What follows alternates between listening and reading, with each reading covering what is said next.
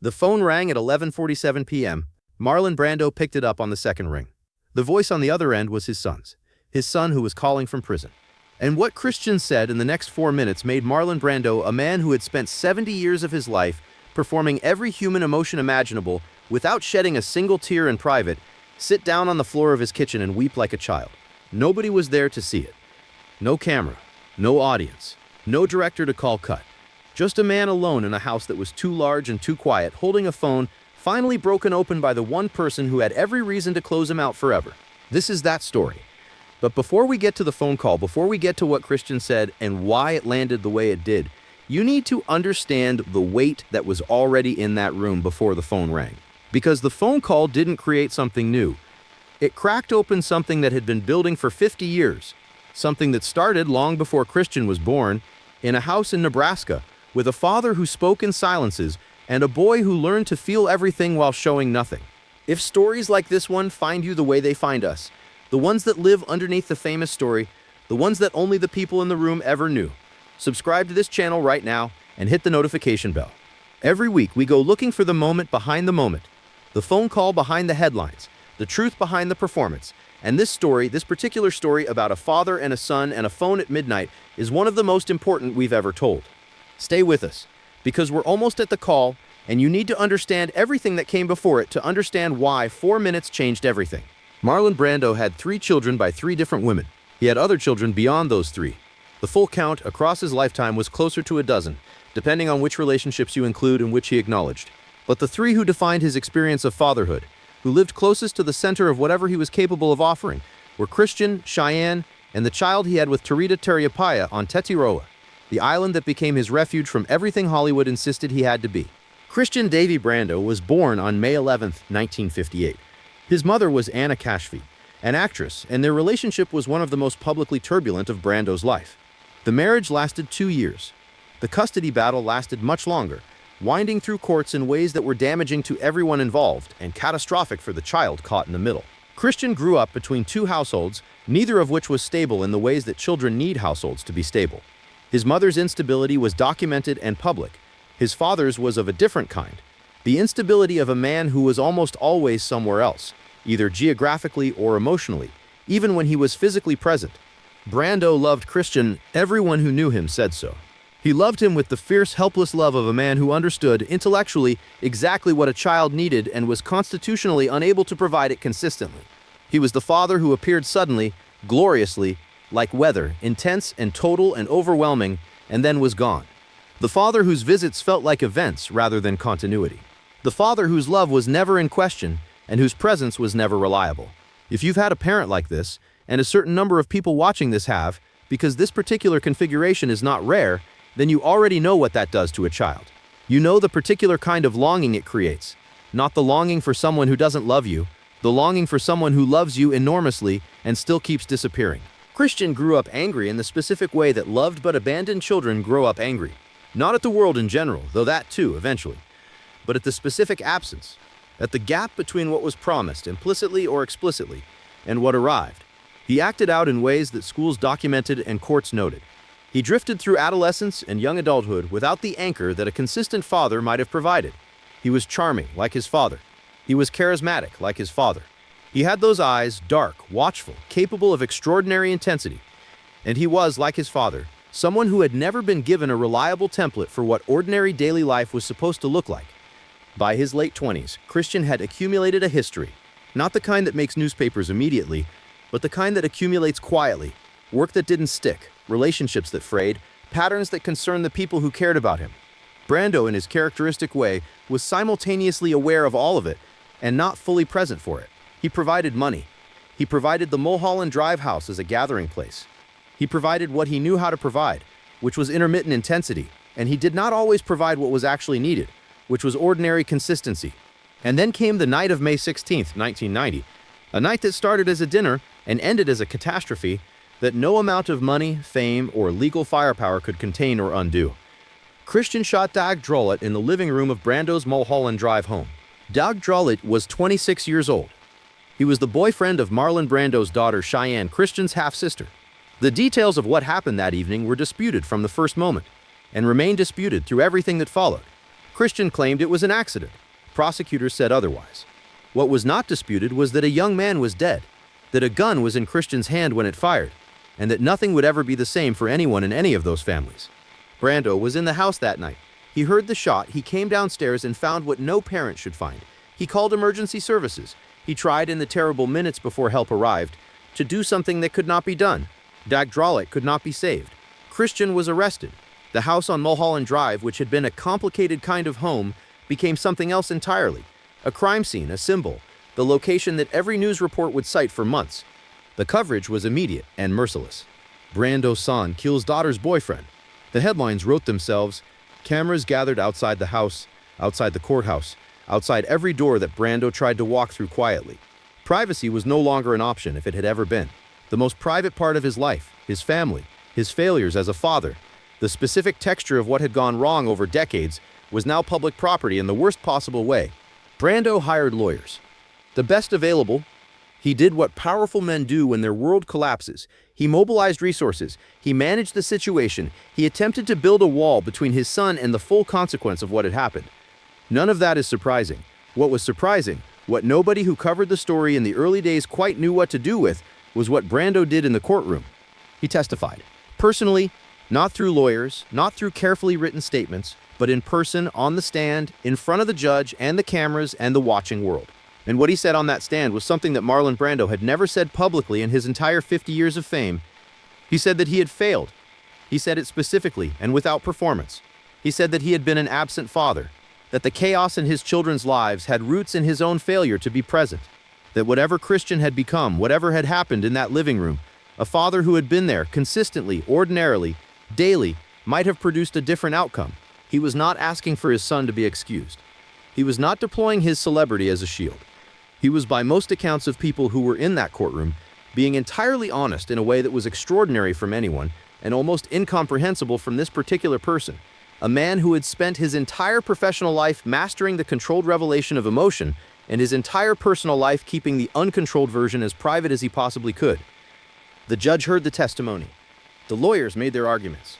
In the end, Christian pleaded guilty to voluntary manslaughter. He was sentenced to 10 years. With good behavior and various legal considerations, he would serve 5. He was sent to the California Men's Colony in San Luis Obispo. And Brando, who had sat in that courtroom and said the true thing about his own failures, went home to the house on Mulholland Drive and tried to understand what came next. But here is the thing about that courtroom testimony that most people don't fully understand. And this is the part of the story where everything changes direction, so stay with us here. Brando telling the truth in that courtroom was not by itself a transformation. It was an acknowledgement. Acknowledgement and transformation are not the same thing. A man can say the true thing about his failures in front of a judge and then go home and continue to be the same person who created those failures. Because saying and changing are different actions, and most of us at some level know this. The saying is easier than the changing. The saying happens once in a dramatic setting with cameras present. The changing happens every day, quietly in the ordinary moments that nobody is recording. What happened after the sentencing was the harder thing, the less dramatic thing, the thing that doesn't make headlines because it doesn't happen in a courtroom with cameras. Brando started visiting, not occasionally, regularly. He drove the 5 hours to San Luis Obispo with a consistency that people who had known him for decades described as unlike anything they had seen from him before. He sat across from Christian in the visiting room of the California Men's Colony, and he stayed for the full allowed time, and he came back. He wrote letters, and this from a man who had never been a writer of letters in any consistent way, actual physical letters that arrived at the prison with Marlon Brando's handwriting on the envelope, which the guards had to verify were real because the alternative seemed improbable. But the visits were hard. Let's not pretend they were easy, because the people who were present for some of them, the lawyers, the family members who sometimes came, described a dynamic that had not been resolved by the courtroom testimony. Christian was angry. Of course he was angry. He was 29 years old, and he was in prison, and his half-sister was in psychological freefall because the man she loved was dead, and everything had collapsed in the most irreversible possible way. The anger had legitimate targets, and Marlon Brando was one of them. Not because Brando had fired the gun, Christian had done that, but because the accumulated absences of 29 years do not dissolve in a courtroom speech. They don't dissolve in regular visits either. They just sit there between a father and a son in a prison visiting room, heavy and patient, and waiting for something. Brando sat with that weight. He didn't argue with it. He didn't try to defend himself against it. He came back. The visits continued. The letters continued. Something was being built slowly and imperfectly in the most difficult possible circumstances, with both participants fully aware that time was not generous and that whatever was going to be said between them needed to be said while there was still the possibility of saying it. And then on a night in 1993, 3 years into Christian's sentence, the phone rang at 11:47 p.m. Brando was alone in the kitchen. He had been having trouble sleeping. This was documented by people close to him in those years.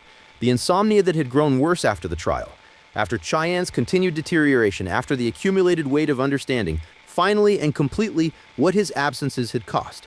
He was sitting at the kitchen table with a glass of water when the phone rang. Prison calls have a specific protocol. There is an automated announcement before the inmate speaks. Brando had heard it before. He knew the voice that would come after. Christian's voice, when it came, was different from the voice of the previous visits. The visits had been navigating something, circling something, the way you circle a thing you need to say when you're not sure yet if it's safe to say it directly. But this was not a visit. This was a phone call at midnight, which meant something had shifted. Something had moved. Christian said, "I want to tell you something. I've been trying to figure out how to say it for 3 years. I've been writing it down and throwing it away. I'm just going to say it." Brando waited. Christian said, "I know you love me. I've always known it. I know that what you gave me was real, even when you weren't there. And I know that not being there wasn't because you didn't care. I know it now. I didn't always, but I know it now." He stopped. Then he said one more thing. He said, "I'm not telling you this so you'll feel better. I'm telling you because it's true, and you deserve to hear it. And I needed to say it before I decided I couldn't say it." And Marlon Brando, alone in a kitchen in Los Angeles at 70 years old, after a lifetime of playing broken men and whole men, and every variation between, after a lifetime of feeling everything at a register that most people couldn't sustain, and managing the expression of it with total control, sat down on the floor. He didn't plan to. His legs made the decision before his mind caught up. One moment he was standing at the kitchen table holding the phone. The next moment he was on the floor, his back against the cabinets, and something was happening in his chest and his throat and behind his eyes that he had no framework for because it had not happened before. Not like this. Not in private, alone, without an audience, without a character, without the distance that a role provides. He wept. Not decoratively, not the controlled emotional release that he had delivered on screen in ways that made audiences weep with him. He wept the way people weep when they have been holding something for 50 years and the container finally gives.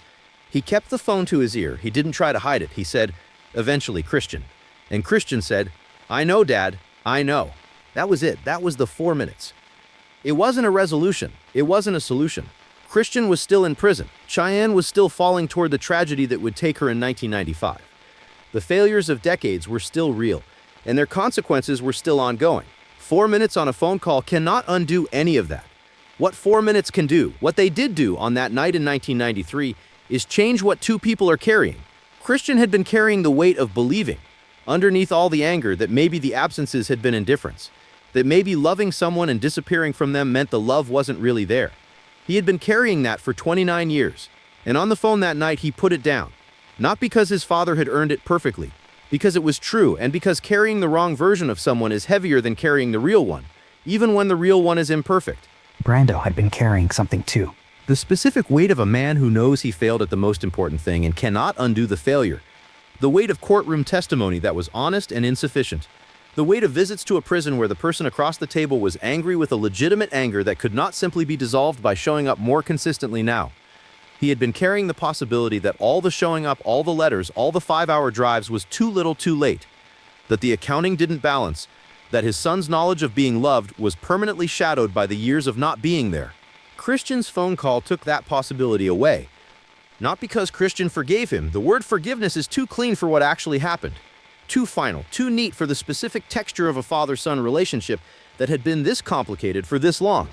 But because Christian told him the true thing, that the love had been received, that it had landed, all those years, even when the person carrying it kept disappearing, that a child can know they are loved by a father who is constitutionally incapable of being consistently present, and that knowing this, truly knowing it, is one of the harder things a person can arrive at, because it requires giving up the simpler story, the story where the absent parent simply doesn't love you enough, and replacing it with the more complicated one where the love is real and the capacity to express it is broken, and both things are true at the same time. Christian had arrived at the complicated story, and he called his father at midnight to say so. Marlon Brando was never exactly the same after that call. People who knew him in the years that followed described a subtle shift, not a dramatic transformation, not the kind of change that makes headlines, but the quieter change that happens when something that has been locked finally opens. He talked about Christian differently, with less of the careful guilt management that had characterized the post-trial years and more of something that looked like actual hope. He continued the visits, the letters. He was present for Christian's release in 1996, when Christian walked out of the California men's colony, and Brando was there waiting in a parking lot in a car, like any father picking up his son. They had years after that, not easy years. Nothing about the Brando family narrative after 1990 had the cleanness of easy, but years. Christian struggled with the weight of what had happened and with the ongoing tragedy of Cheyenne's loss, which hit him as it hit everyone who loved her deeply and permanently. Brando struggled with aging and with health and with the particular grief of outliving a child, because Cheyenne died in 1995, and that loss changed both of them in ways that language does not quite reach. But they had years. They talked. They were in each other's lives in a way they had not been in Christian's childhood. Not consistently. Not the way it should have been then. Christian Brando died on January 26, 2008. He was 49 years old. The cause was pneumonia. He died in a hospital in Los Angeles. And Marlon Brando had been dead for 4 years by then. Marlon had died in 2004, so the end of that particular story happened in a specific order that meant neither of them had to be the one left. Christian outlived his father by almost exactly 4 years. He was there when Marlon died. He was one of the people who knew what those last years had looked like from the inside. He knew about the floor of the kitchen. He knew what his midnight phone call had done. There is a version of the Brando family story that is entirely about tragedy, about what happens when enormous talent and enormous dysfunction meet in the same household and pass themselves down through generations like a complicated inheritance. That version is true. It contains real events, real losses, real damage that cannot be minimized or explained away. Christian's bullet killed Dag Drawlet, and that is an irreducible fact that sits at the center of this story no matter how much else you put around it. But there is another version, running alongside the first one, not canceling it but existing in the same space. The version where a man who had been given silence by his own father and who had passed variations of that silence to his children, finally, late imperfectly, with full knowledge of how late it was, sat in prison visiting rooms and wrote letters and drove 5 hours and showed up. And where his son, who had every reason to hold the wrong version of who his father was, chose instead to call it midnight and give him the right one. The version where the chain that goes from grandfather to son, the chain of absence, of emotional unavailability, of love that is real but insufficient in its expression, was not broken completely but was bent by two people deciding, in the hardest possible circumstances, to say the true thing instead of the easier one. Marlon Brando spent his entire career finding the emotional truth of other people's lives and speaking it through characters. The hardest thing he ever did was simpler than any of that. It was sitting in a visiting room, it was picking up the phone, it was staying on the floor of a kitchen with his back against the cabinets, not managing anything, not performing anything, just being the person his son's words had reached. Just being a father, finally, imperfectly, at midnight, just that.